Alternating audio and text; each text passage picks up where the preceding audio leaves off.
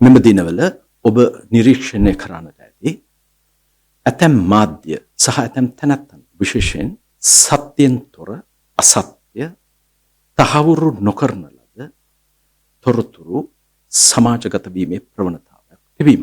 මෙමගින් විශේෂයෙන් මහජනතාව බියටපත් වීම, ඒ වගේම කැළඹිල්ලටපත් වීම හරහා කටකතා සහ අසත්‍ය ප්‍රකාශ කිරීම ඉතාමත් වැරදි සහගත ක්‍රියාවක්.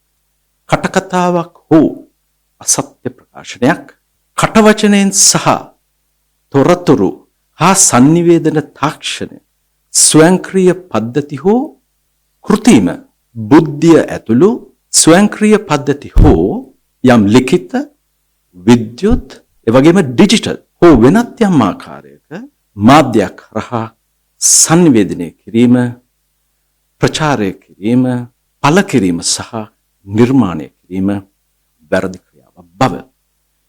ඒ පිළිබඳව ගරු මහාධිකරණයේ නඩු කටයුත්තකදී විභාග වීමෙන් අනතුරුව ජීවිතාන්තය දක්වා සිර දඬුවම් විඳීමට හැකි සුවිශේෂී වරදක් හැටියට ස්ථාපනය වෙනවා.